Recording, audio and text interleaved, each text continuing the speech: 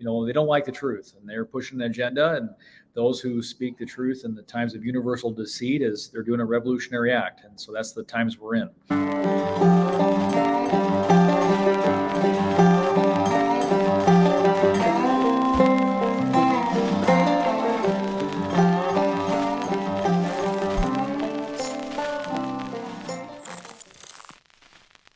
What is up, beautiful people? Before we jump into this episode, I'd be remiss if I didn't thank our sponsor, The Wellness Company. If you haven't heard of The Wellness Company and you had to endure the past 3+ years in this country, in any country across the world, then you probably should know about them. So The Wellness Company is what I like to call a part of the blossoming parallel economy. So one thing we discovered over the past several years through the C word pandemic and everything else that's gone on, whether it's big pharma being corrupt and evil and disgusting and taking advantage of us for profits, or the government being complicit in those actions, it's that you need to have other options. And that's what the Wellness Company is born of. So the Wellness Company provides you an alternative to big pharma. It provides you a way to take control of your health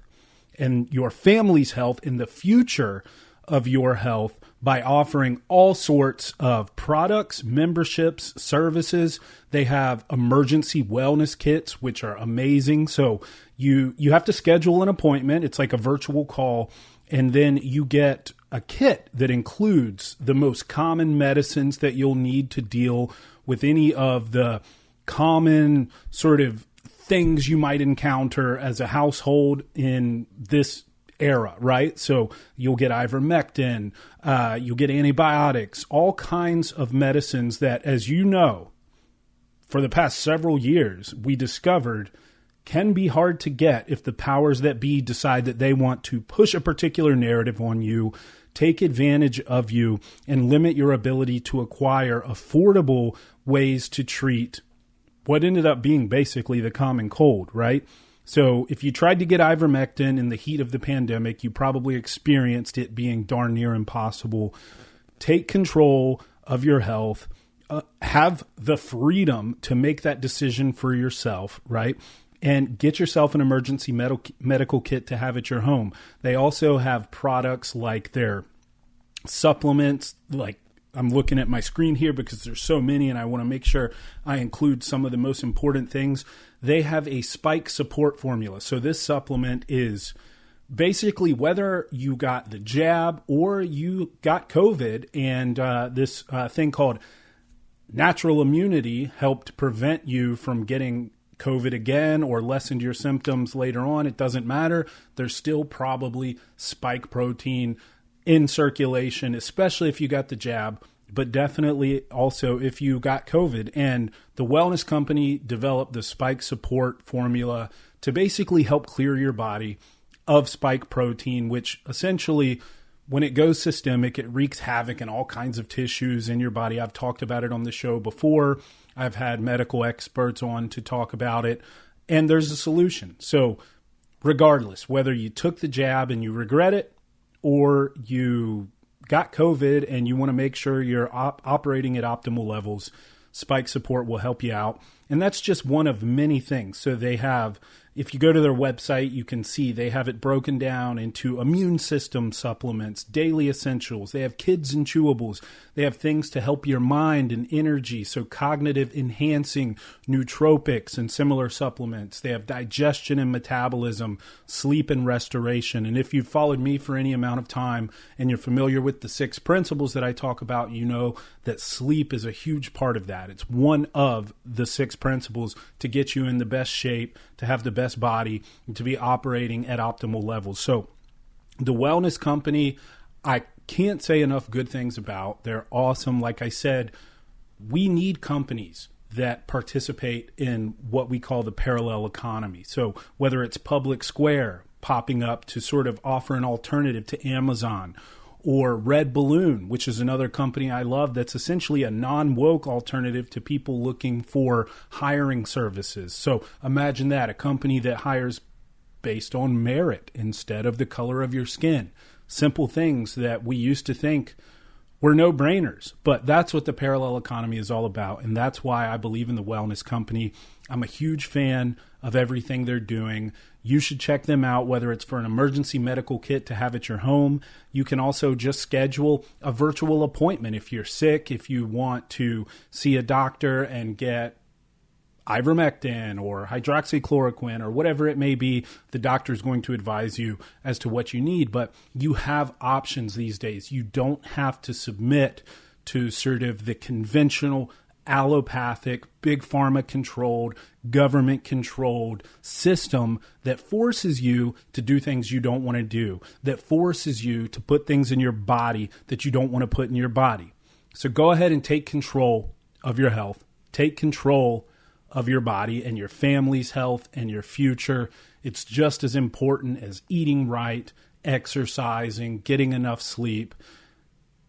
Being sovereign and being an individual fully capable of caring for yourself and those you love is of utmost importance. And you know, it's something I talk about on this show all the time. The Wellness Company is a big part of that. They're helping people all across the nation and abroad. And if you're interested in any of their products, make sure you use my code FREEMIND. You'll save on whatever you purchase, or you can go to twc.health/freemind. Make sure you use that, get your discount, get your supplements, your emergency medical kits, take care of yourself, be well, and keep your mind free. Now let's get into the show. Dr. Ben Tapper, welcome to Free Mind, sir. Hey, thanks for having me, brother. It's good to be here.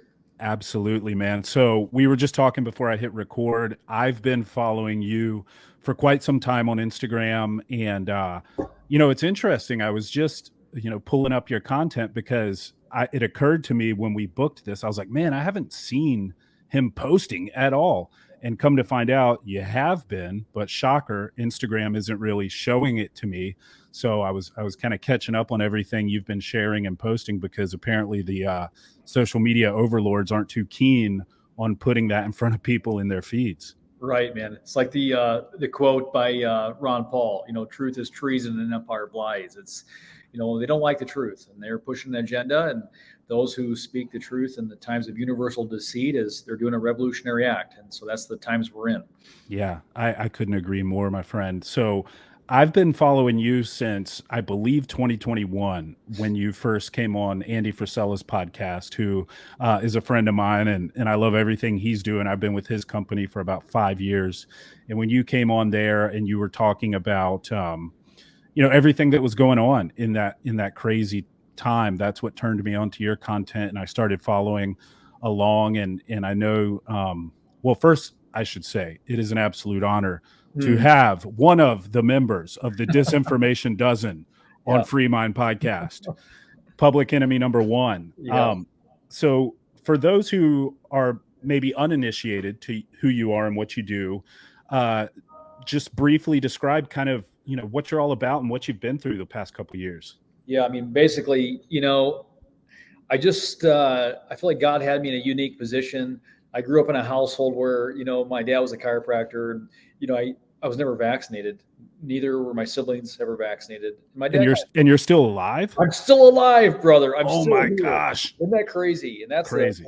That's the funny thing. And so, I was, my dad took a stand back in the day in the family. It wasn't like the caliber that I took, but he spoke out against the vaccines in the family, and his sister's a pharmacist and said, basically, you're crazy if you don't ever get the vaccines. And so my dad's like, I'm not going to do it.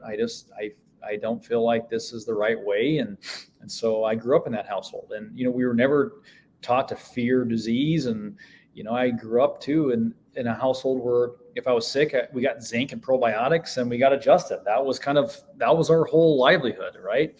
And so that was, my dad's go-to, and we never really gave into the fear with, that's the stigma around vaccinations. And you can see that once you're on that other side of the fence, it's real easy to see just this fear-mongering campaign around every single vaccine. Like, look at measles, for instance. Measles was never feared prior to the vaccine.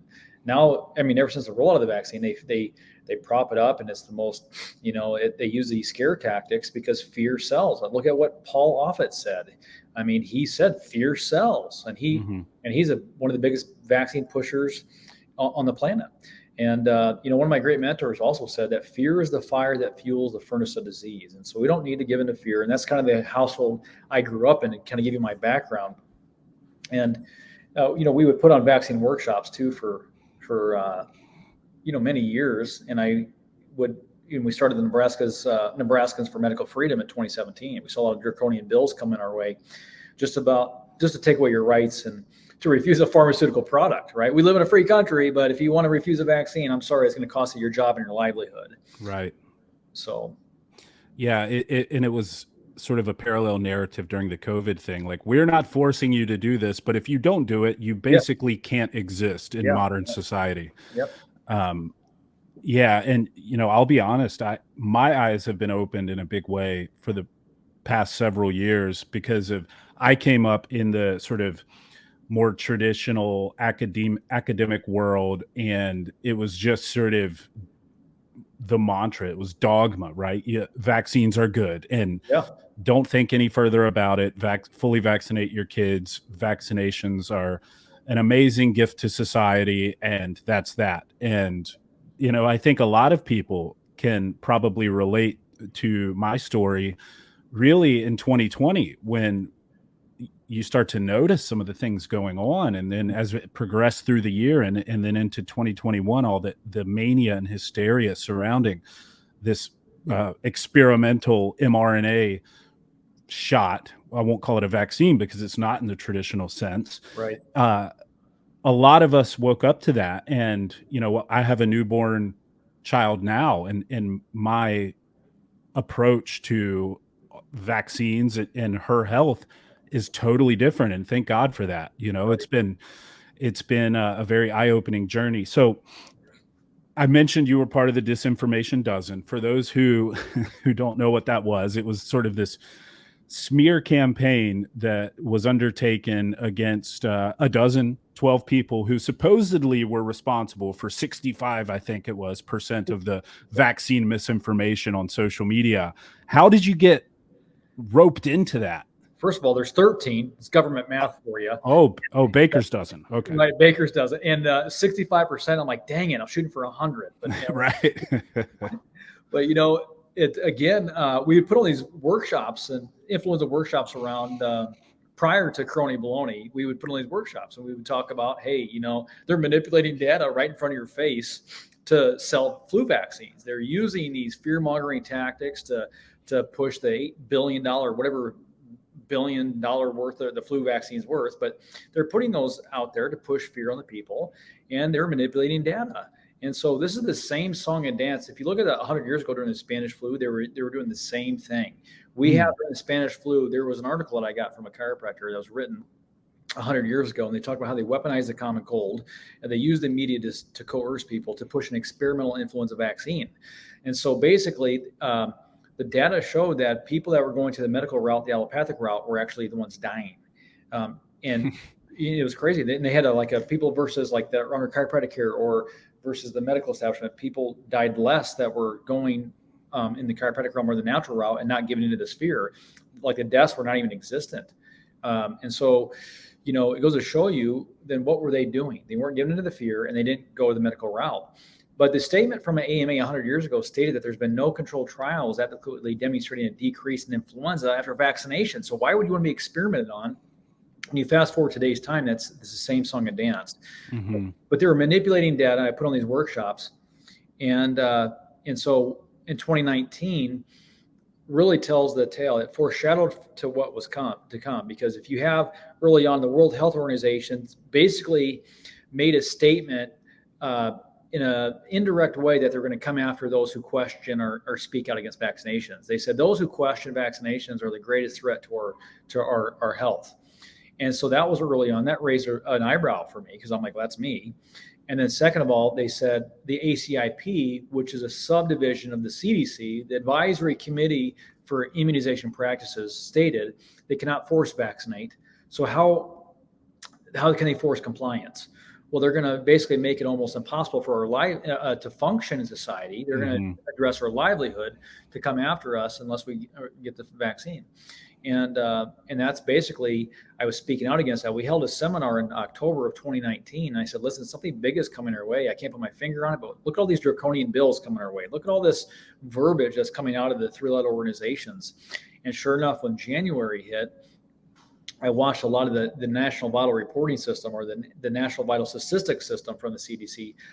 Influenza just disappeared. And, and that was early on. And then COVID they started funneling the numbers of COVID. And I said, look, they're manipulating data right there.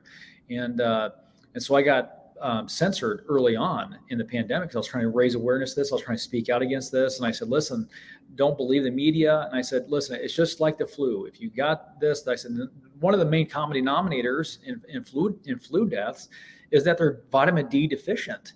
And so we need to supplement with vitamin D3, and that's very important. So just supplementing with vitamin D3 can be huge in the winter months. Unless we get 30 minutes of summer sunlight, we're going to be deficient in D3. So that's why it's vitally important that we supplement with that. Next thing is that common denominator is that they have comorbidities, and 90% of the deaths are in the elderly.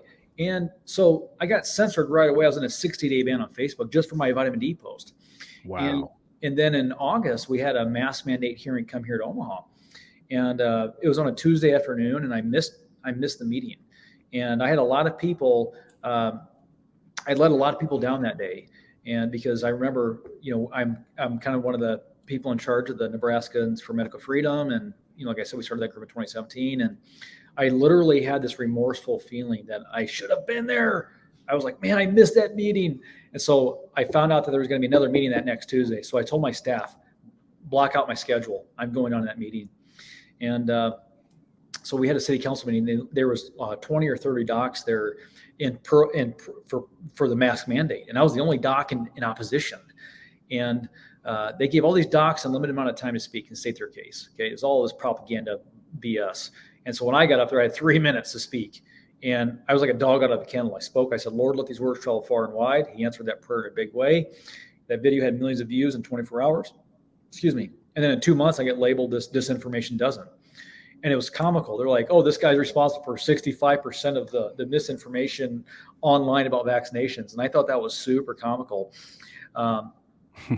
Because I'm a little BH Tapper at yahoo.com, this small town chiropractor that's like, oh, I'm responsible for all this information. You got to be kidding me. Like, I don't even know how to hook up a printer, and I'm on this freaking Disinformation Dozen list.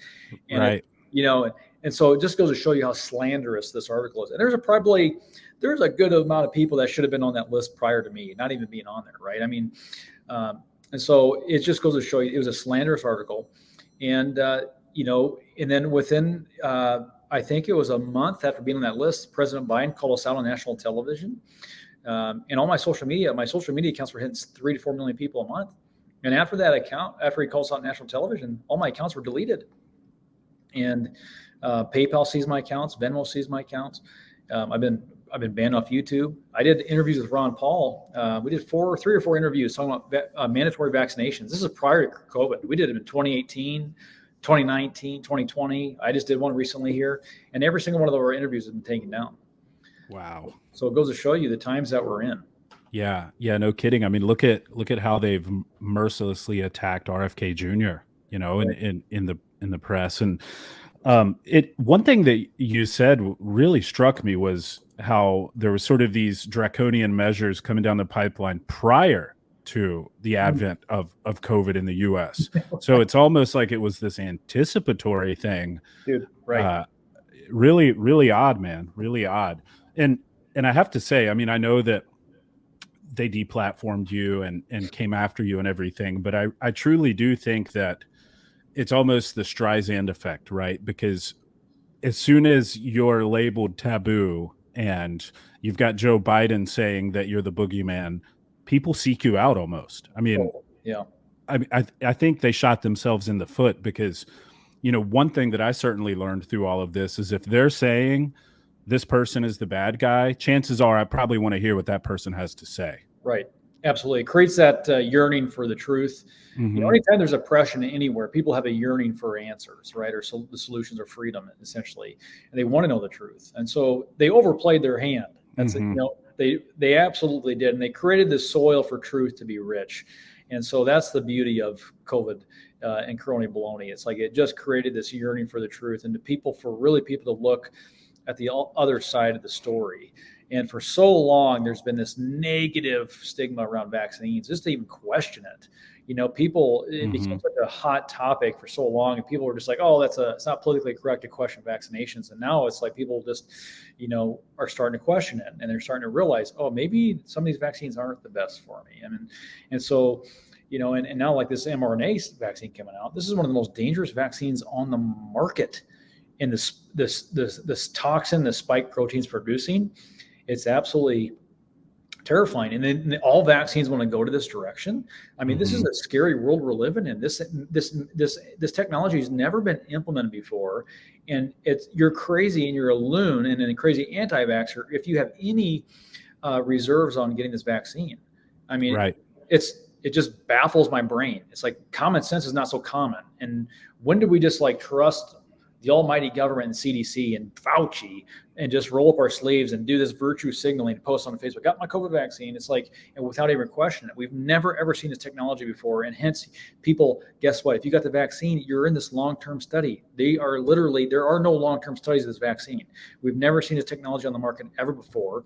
And we're seeing more heart attacks, cardiovascular issues than ever before. More blood clots than ever before. And it's really due to the technology in this vaccine is producing a spike toxin from the vaccine. And it's going to kill more people. Not only that, the turbo cancers that we've seen.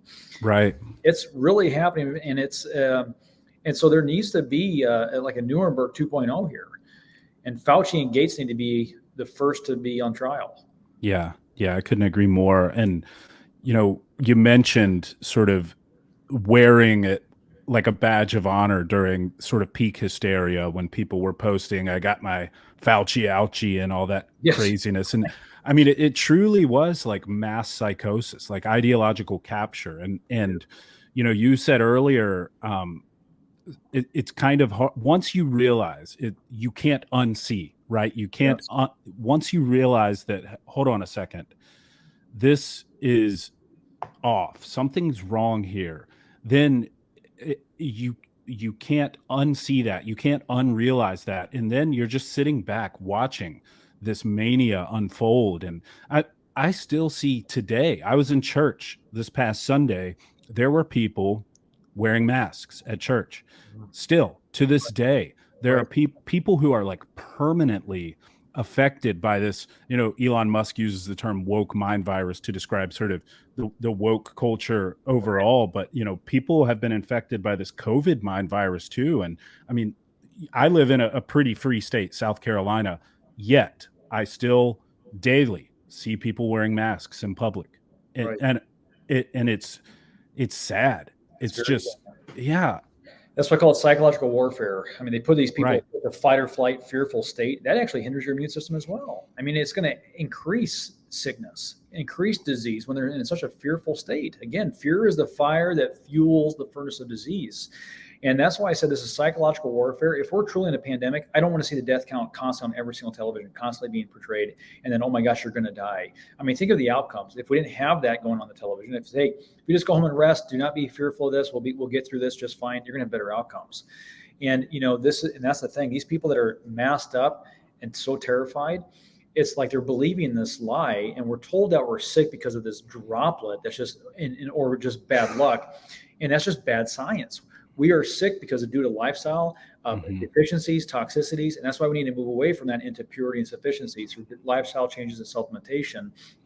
But the biggest thing too is during the pandemic, it's like I saw hundreds of patients every week. I still see hundreds of patients every week. I put my hands on every single patient. I come in close proximity with every patient. I never wore a mask. I never wore gloves. And I'd always raise the question, well, how many, and I'm never vaccinated.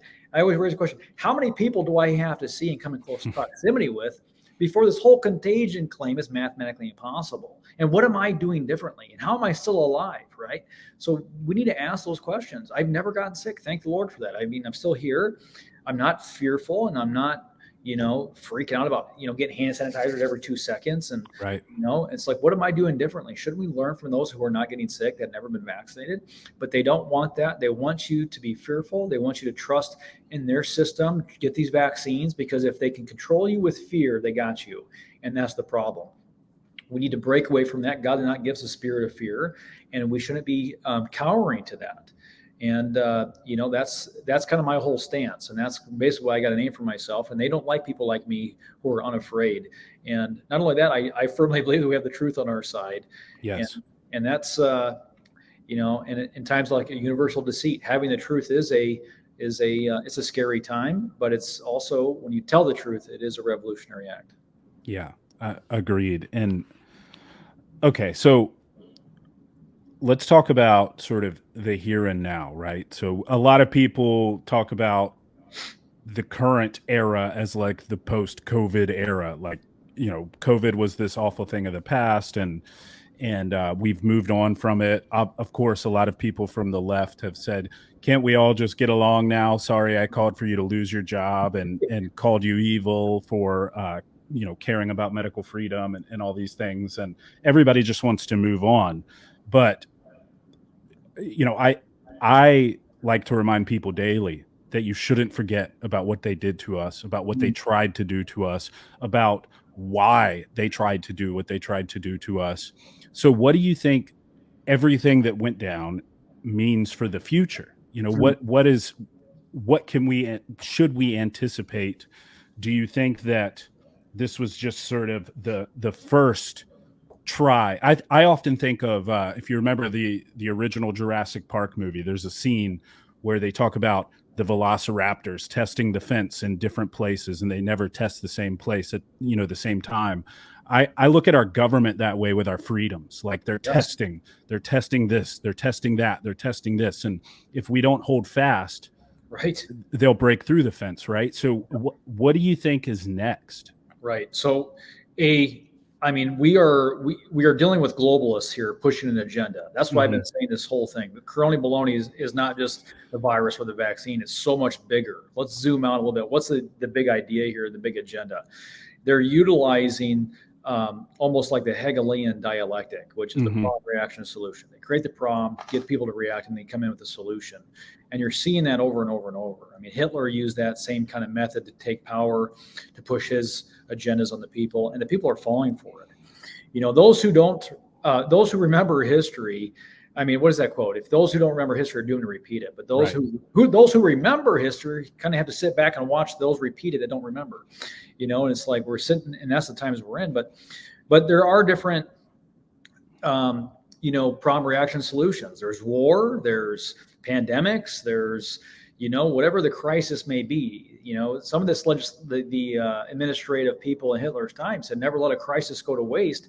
Right. And that's what they're doing. Anytime we have a crisis, it can be any crisis, it can be a pandemic, whatever it may be, and they're going to use legislation, and it gives them an opportunity for the government to grow into what they want it to be. And the government has grown so much outside of the Constitution that it's almost this crazy monster now. I don't know what's how to get it back into being controlled by the people, for the people, and of the people. But this is it's just an interesting time. But if you ask me what's going to be next, you're seeing a lot of this climate change things. This now the war is happening. You just don't know. But as in the health side of things and the pandemic side of things, there will be another pandemic. Absolutely. Every year, if you've been following this as long as I have, every year there seems to be a breakout of something.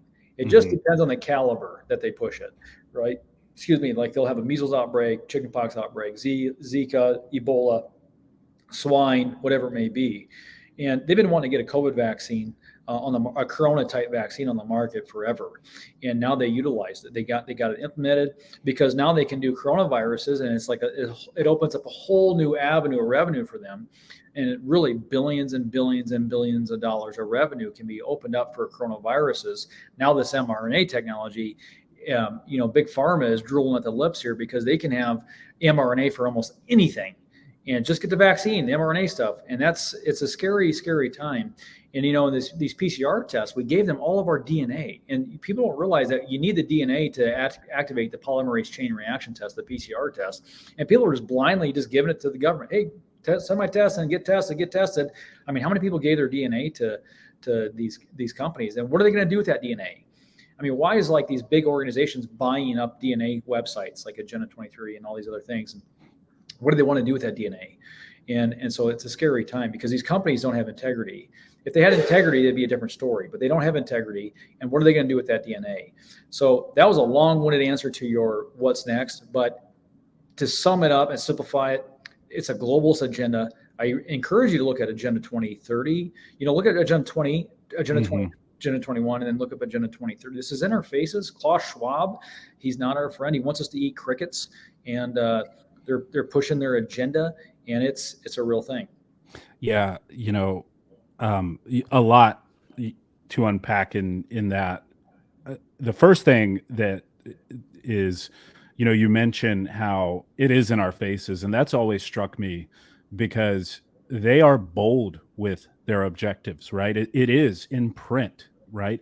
With these agendas and the World Economic Forum, and I'll bring these things up to people, and they're like, "You're crazy. That's a conspiracy theory." I'm like, "No, like you can read Yes. the book, you can read his writings, all of this stuff is put out there. Right. You will own nothing and you will be happy." I mean, all of this stuff, we're not making this up, but people are just so ignorant to all of these things going on that it's very frustrating. And I do concede that more and more people are waking up. I hear from people all the time who basically apologize for castigating me 2 years ago for some of the things that I was talking about, who are like, "Yeah, you were right."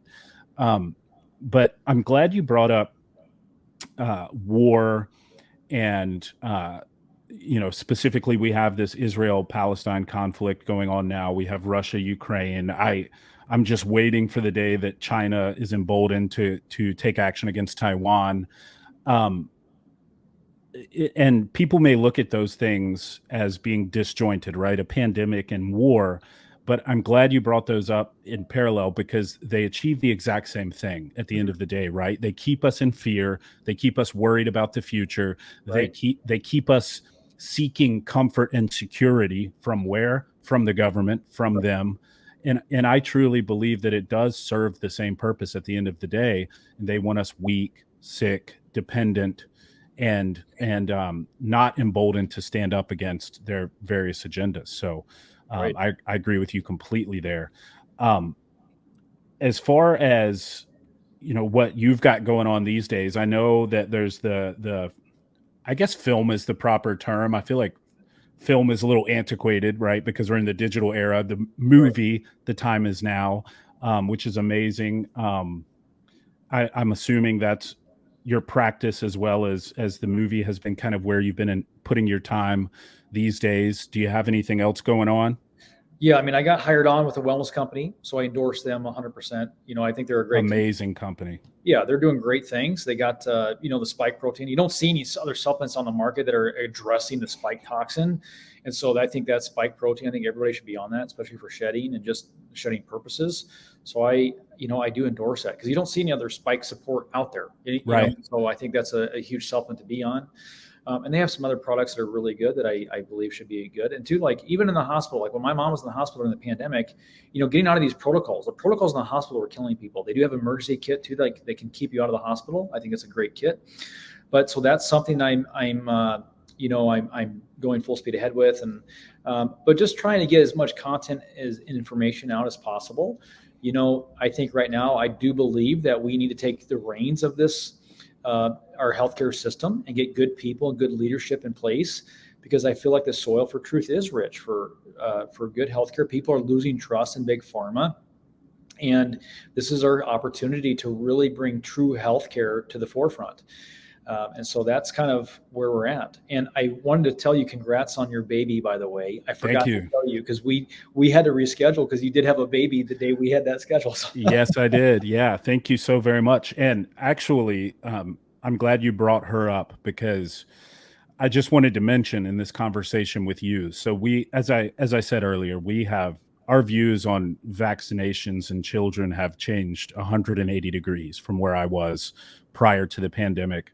I was fully indoctrinated. I did my bachelor's in biochemistry. I went to grad school for biochemistry. I was part of the academic establishment, and I never questioned a thing. And I will admit that. And my eyes were open in a big way over these past several years. And so, for we are going to Freedom Primary Care here in my county of York County, South Carolina. Shout out to them; they're amazing. That's where we're going to be taking her. We had to just do a weight check at an allopathic pediatrician immediately post delivery, a day or two later. And we go in there, and I just wanted to tell you about this because I said, once you see things, you can't unsee them. Right. We go in there, and man, we're in the examination room waiting. The entire room plastered posters all about vaccines. Vaccinate your child. You need to vaccinations save lives. Don't put your child's health at risk. Vaccinate, vaccinate, vaccinate. And it's just all over. And when you have a new baby, they ask if you want to do, I believe it's the Hep B vaccine immediately post delivery. Right. And we said no to that. And it was like, are you sure? And, Right. I mean, we were asked several times, like almost like they were trying to guilt us into it. And then when we go for this weight check at this allopathic, sort of traditional medicine pediatrician, I see here that you didn't do Hep B. Are you sure you don't want to, get that? And it's like they constantly Yes. push it on you.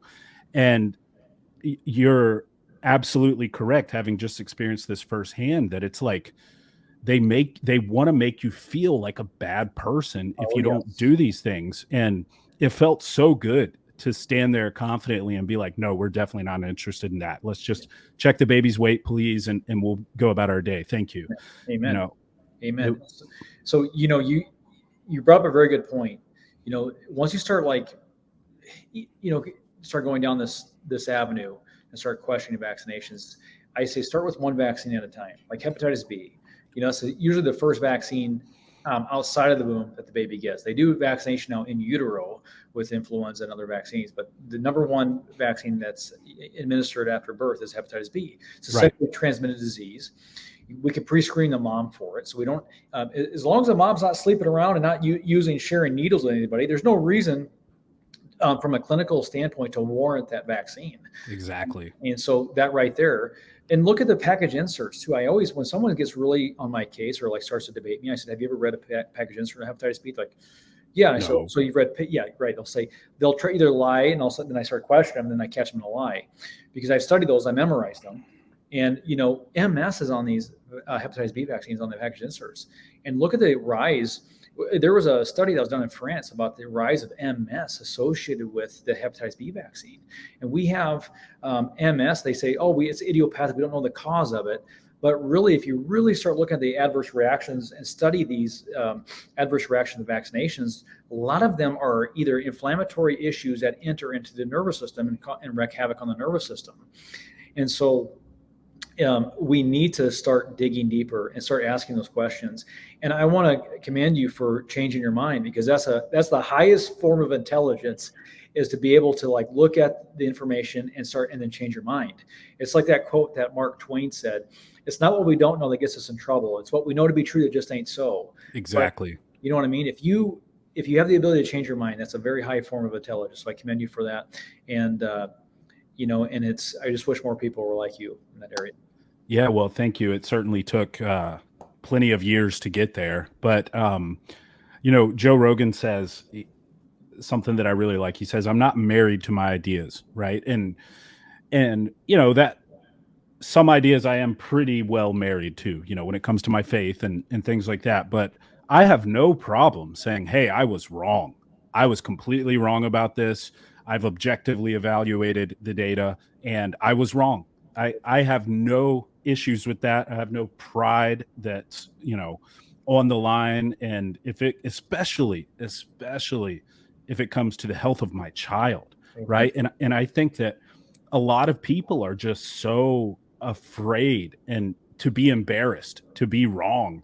Right. And that's why you still see, I've seen people on Twitter say, I know we don't need to wear masks now, but I'm still wearing mine because I don't want someone to think I'm a Republican. Oh my goodness. Like, that's how insane this sort of attachment to dogma is. Right. And yeah, you're absolutely right. It's really sad that people can't admit when they were wrong. That said, I have heard from a lot of people who are like, hey, Dave, I was wrong. I bought it hook, line, and sinker. I'm so glad that I realize now that I was wrong. And honestly, a lot of people who are afraid because they did get the shot, the shots and the booster and everything. And they're like, what do I do now? And Right. I refer them to the wellness company and, the spike support supplement that you were talking about, whether you are unvaccinated and got COVID or you did get the shot, clear that spike protein out of your system. Right. So yeah, it is. It's a very interesting time. I think we are at an inflection point in our country's history. And I do think that, well, I'd like to get your thought on this, Dr. Tapper. So we're heading into an election year, right? At the federal level. I know that I'll probably get some heat for this from people, but let's face it, Donald Trump didn't get rid of Anthony Fauci. Donald Trump rolled out a lot of measures in the early days of COVID that I disagree with. Donald Trump spearheaded Project Warp Speed. And I know people will forgive him for that and say it was a time when we just really didn't know. But what are your thoughts heading into the election? Do you think the answer is Donald Trump, or do you think the answer is one of these more dark horse candidates? And I don't know. I'm just curious what your thoughts are on the political side of things. Right. So, I really, really want to like Donald Trump. I would lean if it was between Biden and Trump, I'd choose Trump. Oh yeah, 100%. But I've been in the political realm for a long time. I supported Ron Paul. I campaigned for Ron Paul. I saw how the Republican National Convention went down. There was voter fraud during that convention, and nobody really seemed to care. They parroted the TV. Oh, they're like, we got a new top tier. They would just parrot the TV, and they wouldn't even care to even look at the information that we're putting out there. And so it was a very, very discouraging time. I mean, what went down at the 2012 Republican National Convention, it should be investigated, and it was run by tyrants. And so I have lost faith in a lot of that system. And so I feel like we're so compartmentalized as a nation, and like you said, war, it brings on more division. It's just a way for them to control the people. We're so compartmentalized now more than ever before. And that's the problem. As the Bible says, as we are divided, we fall. Mm-hmm. And so we need to come together. It's we, the people, we want one thing. Let's find the common ground. What is it? Freedom. That's what it is. And who's the candidate that's going to bring us to the table? And the only, I don't support a candidate unless they talk about the Federal Reserve, because, John Adams said the only way to slave people is by sword or by debt. And the Federal Reserve is printing all this money out of thin air. How much money did they print in the last 2 years? And everything is going to skyrocket. All of our prices. We haven't even seen the full effect of COVID and what the amount of money they printed. And so the solution is really ending the Federal Reserve, finding a candidate that's brave enough to do that. I mean, you look at the two presidents in U.S. history that really stood against the Federal Reserve. It was John F. Kennedy and Abraham Lincoln. What went down with those guys, right? So it's almost, that's another conspiracy, but it's like it's a true conspiracy. They put out bills and legislation to go against these people, and then they take them out. But it's like you got, Bobby Kennedy Jr. I love Bobby Kennedy. I support Bobby. I'm in a lawsuit with him. We're going against the Trusted News Initiative. We're suing the mainstream media. It's a David versus Goliath lawsuit, and we are trying to fight back. It's really, but we need grassroots candidates right now that are unwilling to bend a knee and cower to earthly masters, but are really there. I feel like we need godly men. Yes. That only fear God. It's like that quote by John Wesley. If I had, it's like a man who feared nothing but God, hated nothing but sin, and were determined to know nothing but Jesus Christ and Him crucified, I would set the world on fire. Same thing. Where's that man that has that conviction that's greater than his fear of persecution? That man that's great has that conviction that's greater than his fear of what one might think of him, because he's standing for the truth. And that's what we need in this country. We need someone that's bold and courageous, that's willing to stand in the gap for all people, but it's the common ground. We don't need more government. We need less government. And we need to get the government out of our education. We need to get government out of healthcare. We need to get the government out of our lives, and we'd be way, way better off. Yeah, I agree. So whoever is that candidate, I'm going to support. So what do you think about, because there is another candidate who's trying to massively eliminate portions of the federal government, and that's Vivek Ramaswamy. Now, he has obvious ties to biotech slash pharma in his history, and a lot of people have brought that up and in speaking in opposition to him as a candidate. But I mean, he wants to get rid of the Department of Education. He wants to get rid of the FBI or totally reconfigure it and make these sweeping eliminations of the federal government, large swaths of it. What do you think about him as a candidate? If he's going to take out portions of the government, I'm going to support him. But again, I've been in this field. I feel like some of these candidates are very, very, very sly, and they're really good at convincing people that they're the candidate for the people. It's kind of like that. What is there's like an illustration of a flathead screw behind a podium. Mm-hmm. And they have all these flathead screws out in the audience, like listening to them. Like they have pictures and posters of the flathead screw. Like, yes, but below the podium, it's a flathead screwdriver, right? Right. It's like, it's a great illustration. Like, yes, we're going to get behind these cans. We believe in it. But I feel like in the times that we're in, we are in some interesting times where it's hard to know and have discernment on who's really for the people. And I don't know much about that individual that you mentioned, but I don't doubt that he's going to be, he's maybe a good guy and for the people.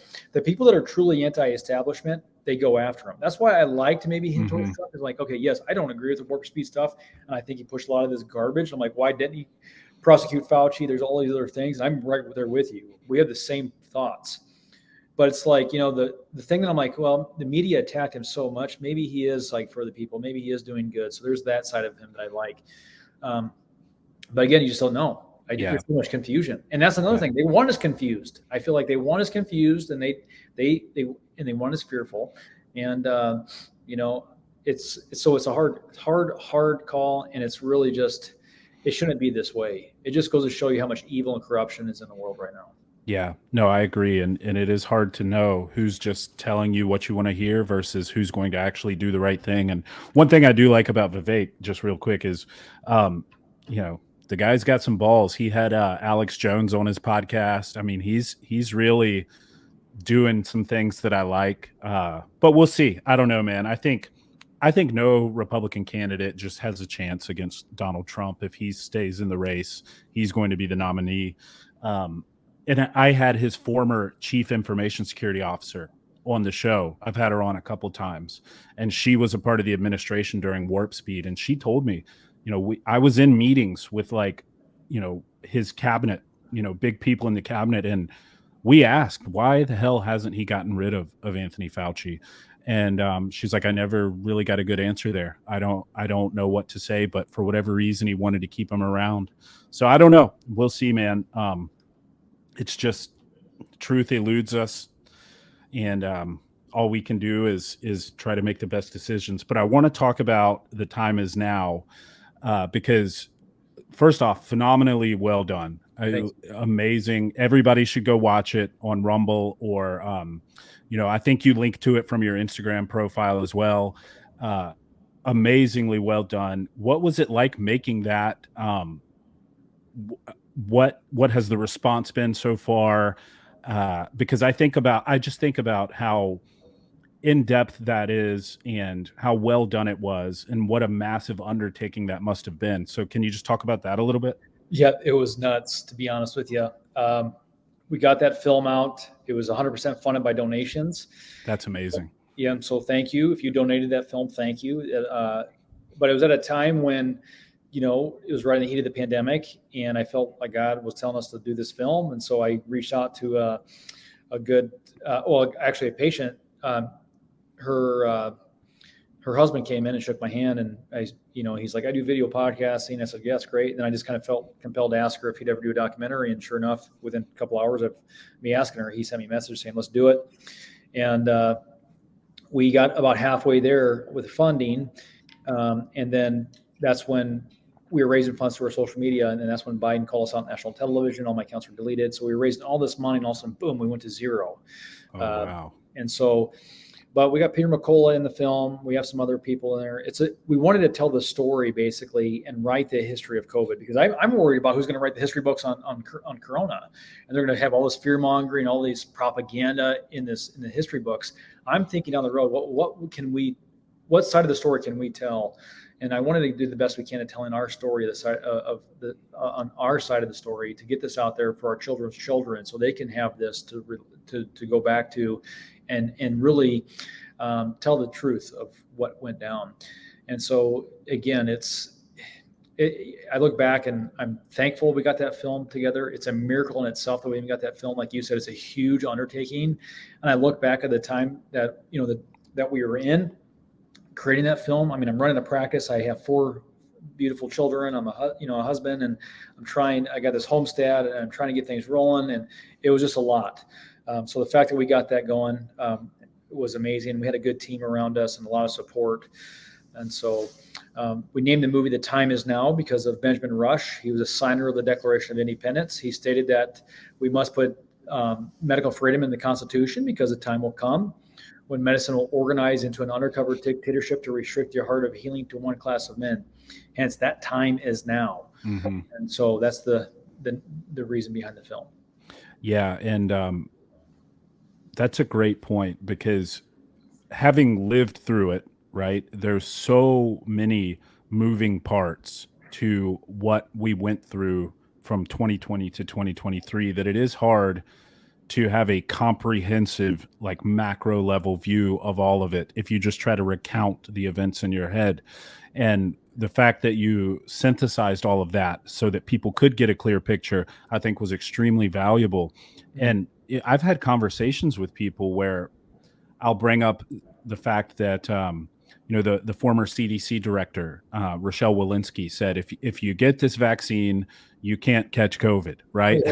Right. And I'll say that, and people would be like, she never said that. Like, they get amnesia, right? Because they're just battered with new information. It started out 100% effective, 96% effective, 92%, 95%. Okay, it doesn't stop the spread. Okay, you'll still get COVID, but it'll mitigate your symptoms. All right, people getting vaccinated are now dying, more than, and so it's just like, people forget the early days, and having that comprehensive view of everything we went through, I think, is incredibly valuable. Even, in The Time Is Now, when you show New York, and people forget the ventilators and the temporary hospitals that were put in place, and the fact that, the governor of New York was sending COVID patients to nursing homes and killing old people. Like, there were so many things that happened that people have forgotten. And I just think it's so important to have an historical record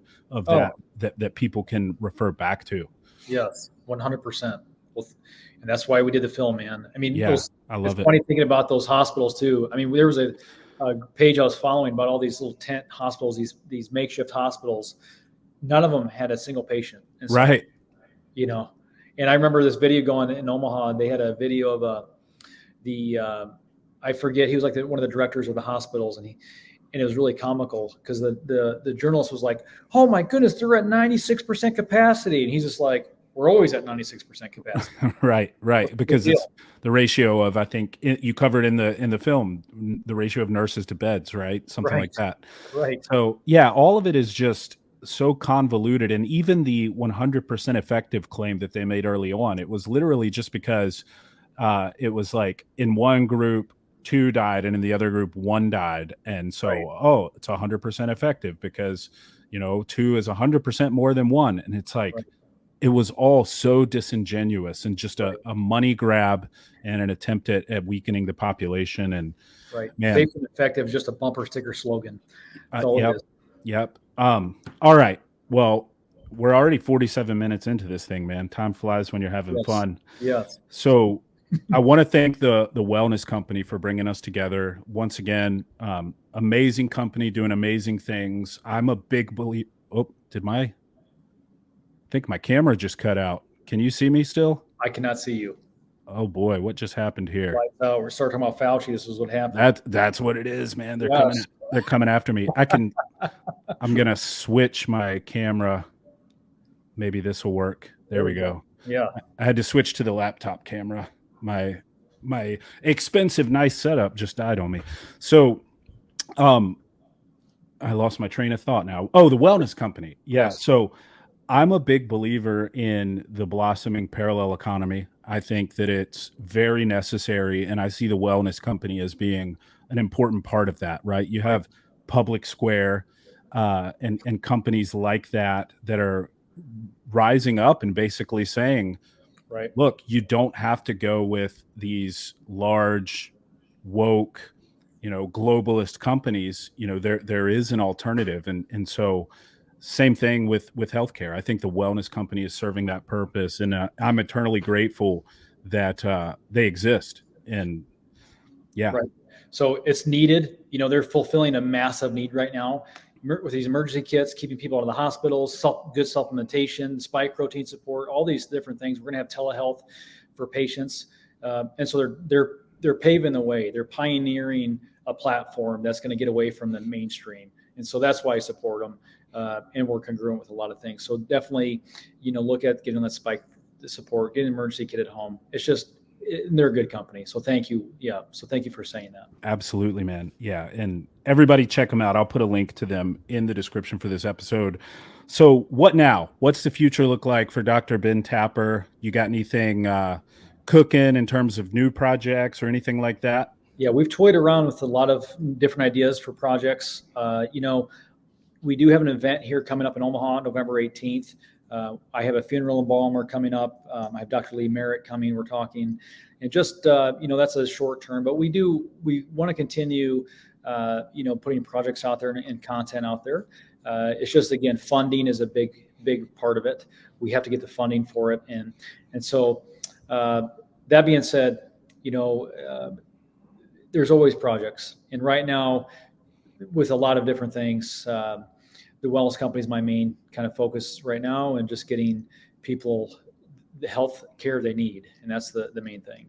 Yeah, well, God bless you for it. You're Yeah. a very, very needed voice in this crazy society that we live in, and I think that you are doing God's work. I truly believe that, as a fellow man of faith, and I have massive respect and appreciation for that. Where can people go if they want to either contribute financially to any projects or just follow your content? I know you're one of the dirty baker's dozen, I guess, Right, the right, right. disinformation bad boys and girls. What's the best platform for people to go see your Yeah. stuff? You can follow me on Twitter. I feel like that's that's a platform I've been permanently banned off Twitter, but when Elon took it back, he gave me my account back, which I was shocked.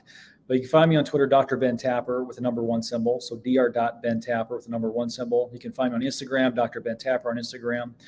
And you can go to our movie. If you want to help donate our future projects, you can go to www.thetimeisnow.movie, thetimeisnow.movie.